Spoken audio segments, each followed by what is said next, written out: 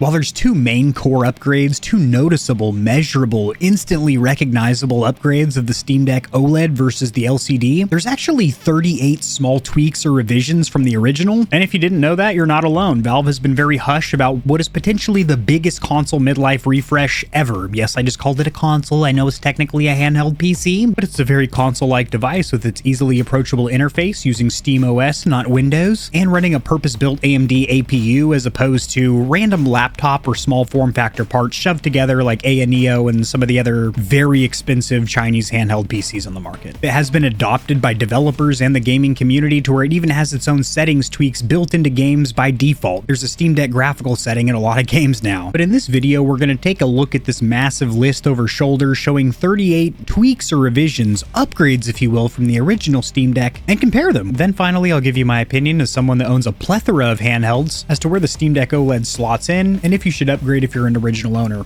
Let's get it.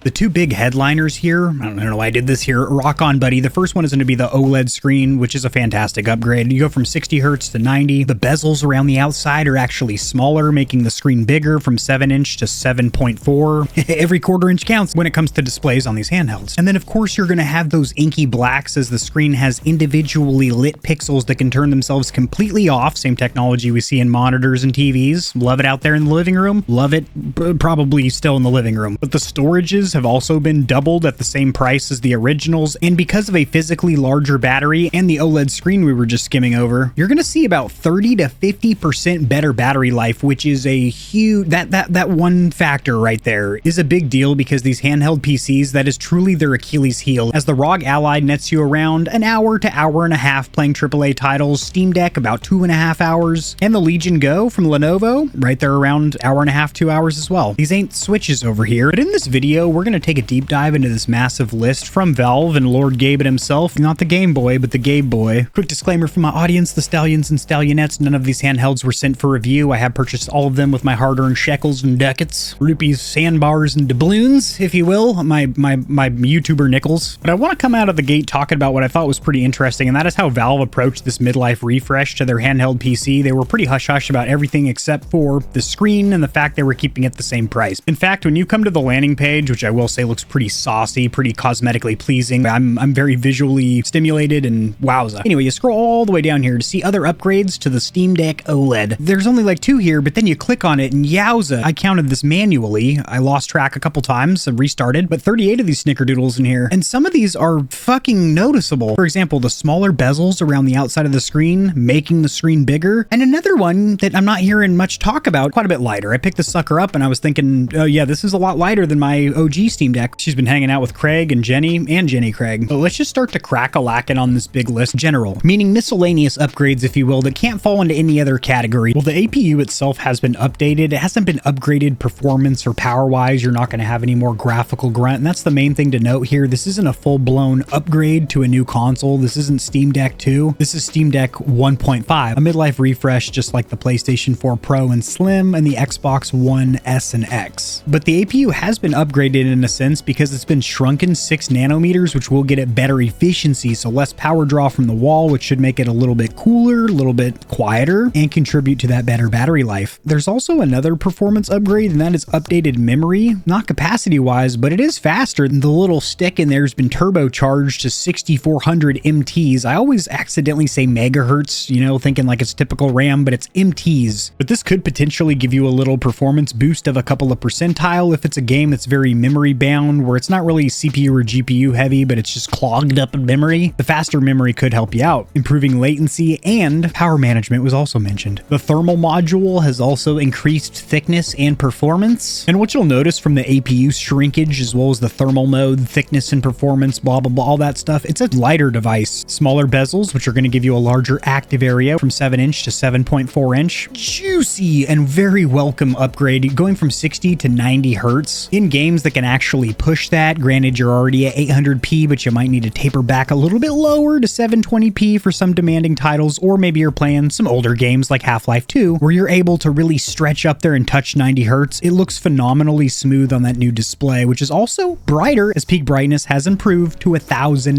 nits. Original is right here in front of my face. This is the original brightness. And the touchscreen's polling rate has been increased to 180 hertz. That doesn't mean you're getting 180 FPS gaming. It has to do with touch points and all that fun stuff for improved latency and accuracy when you're browsing, which you're going to be using the touchscreen a lot. Probably one of the best navigation tools on the Steam Deck, that and the touchpads. Thumbsticks are also good, and the D-pad. There's just so many ways to navigate a Steam Deck, and they're all good. You cannot say that about other handhelds on the market. Give me a second. I hear some fuckery out front. I'm going to see if my neighbors are being pieces of shit right now. An updated Wi-Fi and Bluetooth card. Love to see that. We're going to test it right now. As for the internet side of the house, as we do now have Wi-Fi 6E support, and I do have a Wi-Fi 6E router, I am seeing a slight, well, I would say moderate speed boost on both the upload and download speeds of my home network. As you can see with the OLED, I'm getting around 550 down and 530 up, and that's pretty consistent amongst back-to-back polls. The LCD isn't fantastic, and it does take longer for games to download and update, and if you're playing competitive multiplayer trying to keep your ping down, the new Wi-Fi on board the OLED is definitely welcome. And a quick note for Bluetooth support, I do use my AirPod Pros quite frequently with my deck, and I would lose connectivity very frequently with my LCD OG, and that has not happened with the OLED a single time. Valve has adjusted the D-pad snap ratio and diagonal interactions, and I will tell you I didn't notice a goddamn bit of difference, although I may be the wrong person to judge this considering I do play some retro games on the Steam Deck, some platformers, things where the movement is done on the D-pad. Thanks.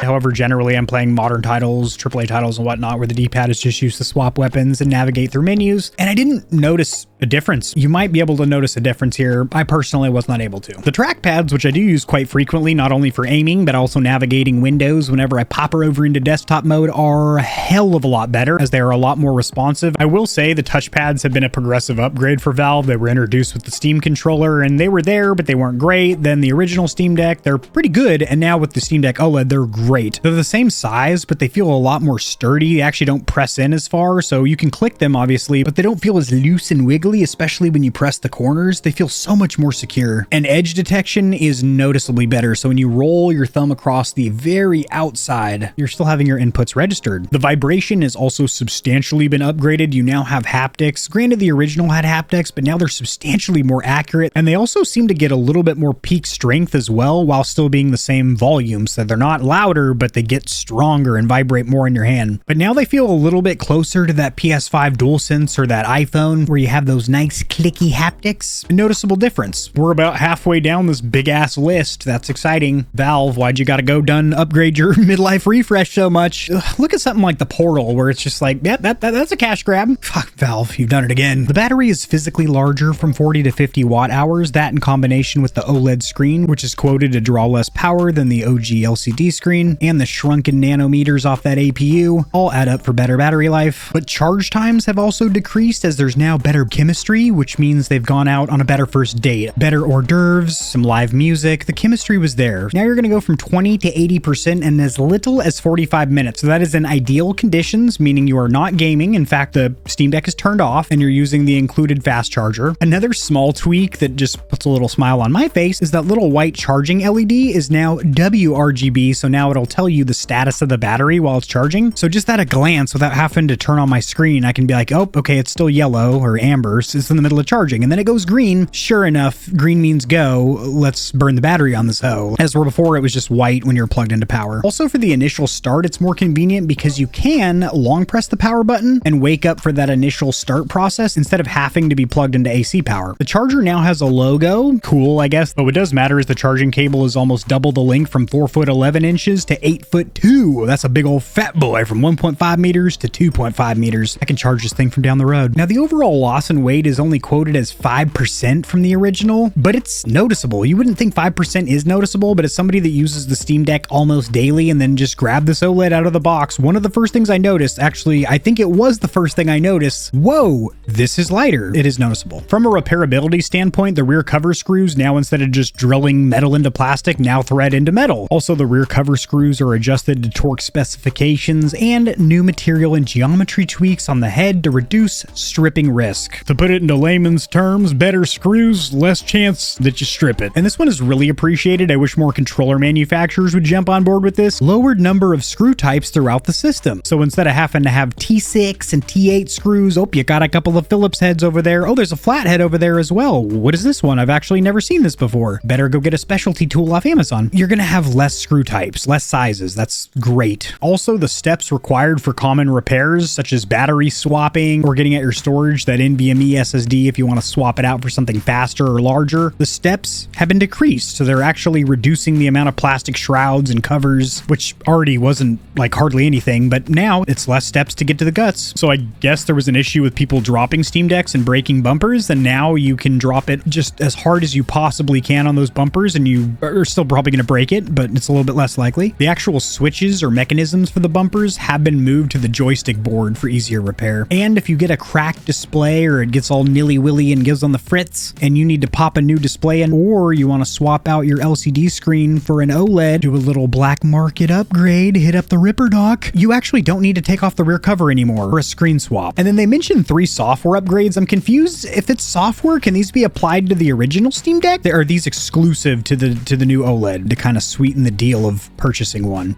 No, that ain't it.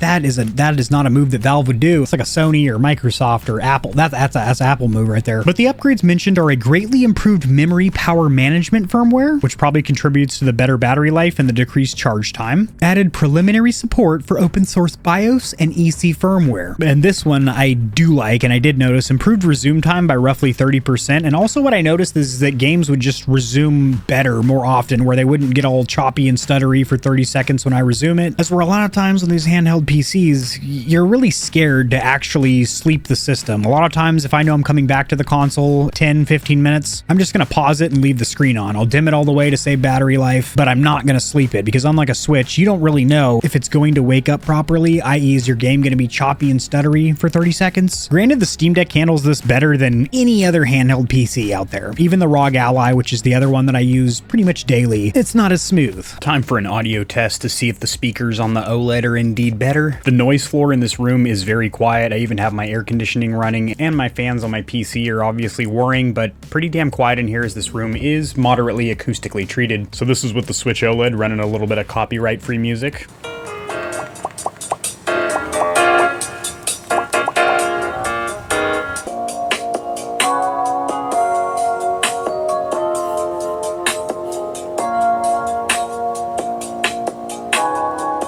All right, not bad, DJ, but go ahead and spin back the stacks of wax one time, play that song back, that track back, and let's get crackle-lacking with the traditional OG joint, which the speakers sound pretty much the same. God damn it. Oh, jeez. I will say using the touchscreen on the OLED's way better, as the touch points on the new joint are miles more responsive. Miles Morales more responsive. Also, it probably sounds weird because I'm talking into the ass end of the microphone where it's supposed to be rejecting all the waves, but you will not reject my voice. I cannot be rejected or denied. Damn it, what the fuck? Oh my golly, no.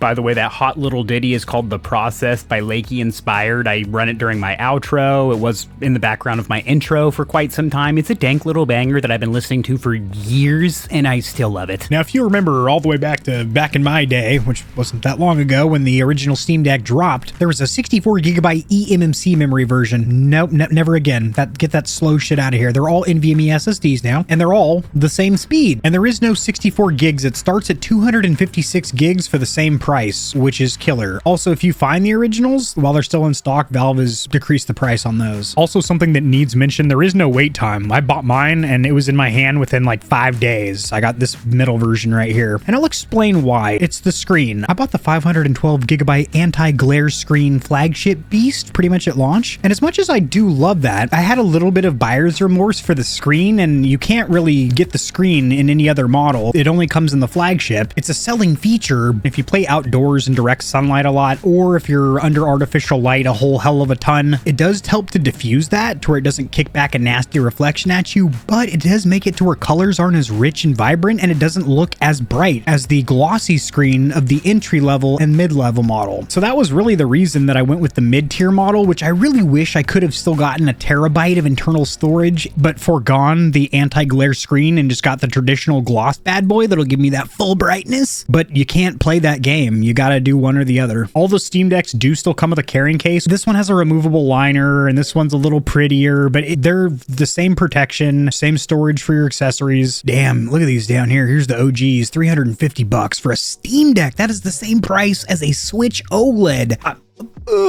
If you have these two devices in front of you for $350, as somebody that owns both, let me just tell you, they're not comparable in any way. Steam Deck's better. Hopefully Nintendo's not watching, but you can emulate Switch games on a Steam Deck and they run better. I mean, from what I've heard, I've never done it or seen anybody do it personally. Shh, Nintendo might be watching. I've heard, and there's tutorials out there. Now this brute is sold out, but it's 680 bones. You're getting all the top tier niceties, 1 terabyte anti-glare screen, but this one has a translucent or smoked shell, which looks sick if you're not planning on putting on a wrap from D Brands or something, or just a cheap little $15 decal you get on Amazon, or a nice silicone rubber grip. But if you don't want to do that and you just want this thing looking sick out of the box, all the new Steam Deck OLEDs have a orange power button. The power up animation is orange instead of blue on the Steam Deck logo. Pretty much it. That's the only giveaways that you got an OLED. First of all, is this worth a pickup if you don't currently own a Steam Deck? Yes, absolutely. If I could only own one gaming device, I still need to have a computer for editing and whatnot, but if I could only own one device to play games on, whether that's a computer, console, handheld, VR, whatever, it would be the Steam Deck OLED. You heard it here first. If I could only choose one gaming device, it would be my Steam Deck OLED. So having that massive testimonial behind it, I would recommend any of the tiers of Steam Deck because I think they are a good value at each step in the model lineup. Now, if you already own a Steam Deck, because that's the camp I was in, I've owned the anti-glare flagship LCD since launch, and I was pretty on the fence about upgrading, although after having my hands on the OLED side by side, it is absolutely worth the upgrade. I can 110% recommend it. Just sell your old Steam Deck to try and compensate the blow of purchasing the new one. Facebook Marketplace, Craigslist if you've got hobo stab insurance. As unfortunately, Valve doesn't have any kind of a trade-in program like Apple does, where you can trade in your old gear for newer stuff. But just the two major upgrades here, the OLED screen and the 30 to 50% better battery life, just those two upgrades. So not even including the 36 other improvements. Yes, I do still believe it is a substantial upgrade enough over the original Steam Deck to purchase this one and sell your OG. But then when you factor in those 36 other little improvements, such as the fact the thumbsticks are no longer slick as snot, but actually pretty grippy, the haptic vibration substantially better, the speakers a little bit louder, the bumpers feel substantially better, and even down to the smallest stuff like having a larger charger for the power block, it all adds up to make this the biggest midlife refresh we've ever seen to a console or a pre-built PC. They don't really do pre-built PC